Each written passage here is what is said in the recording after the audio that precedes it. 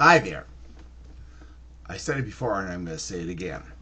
You can't trust what's on the internet. You can't trust what's on TV. And here's the reason why.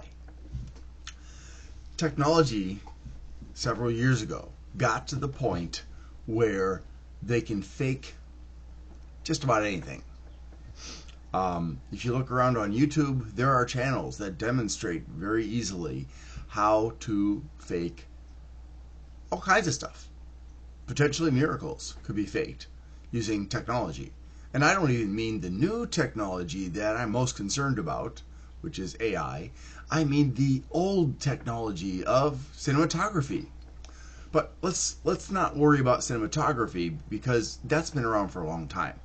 And there are lots of websites where you can learn about cinematography. And in fact, if you want to learn about how people fake videos, you can go to Captain Disillusion. He does a great job of explaining how they fake things like giant crocodiles that are as like prehistoric size or something like that. He is actually a professional in the field of making things with computer programs as far as like graphics and 3D stuff and everything like that. And he does give presentations at events for specialists in that field. And he kind of is a bit goofy, but it's all in the name of entertainment and education as well. So I definitely recommend that if you want to learn why that video where there was this giant alien with really spidery legs crawling across a big building wasn't real, he can tell you that. There are other channels that also try to identify real versus fake. There's a guy named Bill. I can't remember the channel. It could be just real versus fake. If you search for that, you'll probably find him. Not high tech like Captain Disillusion. He uses a team called Chewy Piranha, and he uses his audience and he uses other resources to try and figure out whether something is real or fake. Sometimes they're very obvious. Sometimes it's not. But my concern is that between all the chicanery being done by various industries, including the food industry, the healthcare industry, the insurance industry, the pharmaceuticals industry, the agriculture industry, and the list really just kind of goes on and on and on and on, including getting the Supreme Court to agree that corporations are people. Yeah, sure they are. Which just demonstrates how bought out the Supreme Court is. There's our country, the Constitution, the Bill of Rights, what the founding fathers, those who were sincere, that is, because ones like John Hancock were definitely not sincere. He was a money grubbing narcissist, which is why his signature is gigantic compared to anybody else's signature. The real founding fathers who actually cared about what they were trying to do, like probably John Adams and his brother, they're probably not spinning in their graves anymore because they've probably disintegrated because of the friction of all the spinning they've been doing for decades now, because of how our system has been totally corrupted by people and corporations and groups like ALEC that try to do things behind the scene, and the politicians, by and large, are corrupt and in it for the money and the power and the fame. But I digress. I'm sorry. I don't usually talk about this stuff simply because there are a lot of people out here in the world, in America, who are deliberately or not blind to the facts that I have noticed over my 56 years of life, that I've learned about over my life. And so there's really, I don't really want to delve into that, because if you don't want to know, then you don't want to know, and you're not going to listen to me for sure. But here's the thing. When it comes to the new technology, including AI, we are beyond the point at which they can fake pretty much anything in videos. I mean, if you watch new movies that use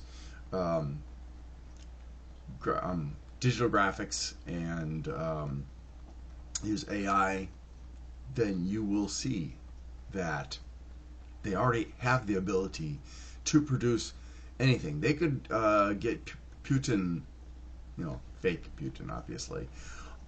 They could make a video of him saying, "I'm sorry to the world, and I'm going to stop attacking Ukraine," and stuff like that. And of course, it would infuriate Putin or Putin, whatever his name is, because that's not what he wants. But it could very easily be done. There's so much footage and so much soundtrack of him available that it would be incredibly easy in multiple languages. So really, between that and the surveillance that the governments, there's the 5 eyes, the 9 eyes, the 14 eyes, there's China, there's Russia, there's Israel, there are all kinds of individual countries as well as groups of countries that are constantly engaged in collecting data about people around the world and sharing that data with their allies. So unless you're living in an area where there basically is no technology, they probably know just about everything they need to know about you, including the criminal activities. If they really wanted to find out, they could use that technology. But well, anyways, I won't speculate. But so here's the thing. When the 2016 election went around and there were lots of claims of fraud and stuff like that, and then in 2020, and it just, there are so many situations where all it takes is the right nudge with false information, and it doesn't even have to be technologically altered or created, that creates a wave across the nation of anger or fear or excitement or whatever, and then they use those emotions to manipulate us. So this is very, very bad, because it doesn't matter whether it's an individual. Like, Trump is really good at getting your emotions going. Obama did the same thing, but in a different direction. Bush did the same thing, but in a similar direction to Trump. They get your emotions going, and they make promises, and because you've been emotionally triggered in one way or another, you buy in, and then you stay bought in because you can't let go of your emotions. You can't turn off your emotional response to things easily. I mean, you can, but you have to want to, in order to listen to logical explanations. And so a lot of people stay, as it were, brainwashed.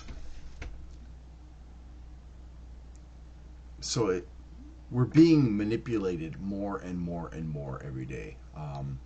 I have watched how what's on the news and what's in newspapers and what's in advertisement has becoming more and more intrusive and manipulative and dishonest. And now I'm seeing how AI is already being used to trick people very convincingly. And it's gotten to the point where you can't actually, unless you know somebody intimately, you can't actually tell if it's a real statement made by that person or a fake one. And in some cases, even if you do intimately know that person, you won't realize that it's a fake, or what they call a deep fake. Um, it can be all created by AI. I mean, Will I Am, he actually got involved in one of those projects where they actually modeled him and his voice and everything like that. And there's some videos online about him doing that.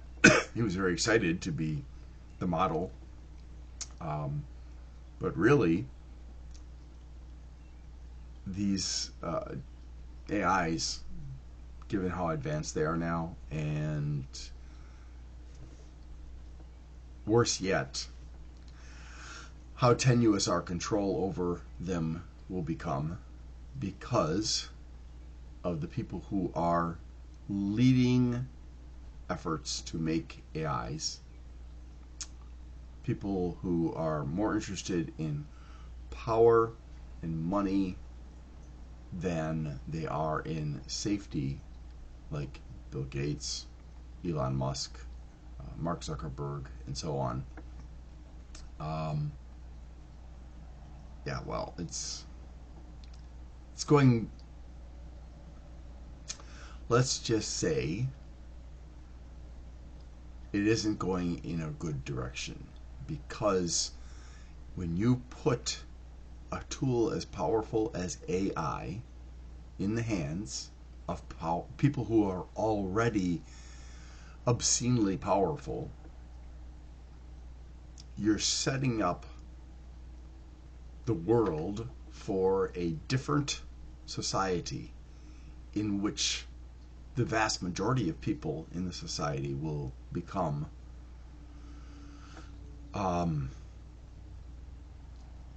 I hesitate to say it, but enslaved.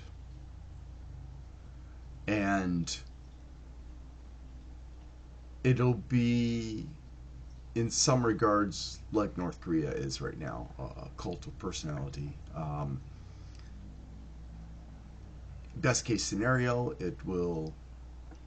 they will go for the same approach that has been used for a very long time in America now, where you're living in a gilded cage.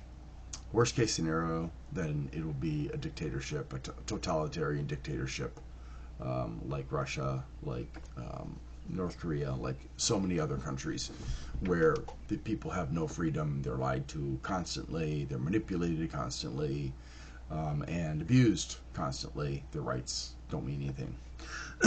So the point is this: you can't trust what's online. You can't trust what you see on the news.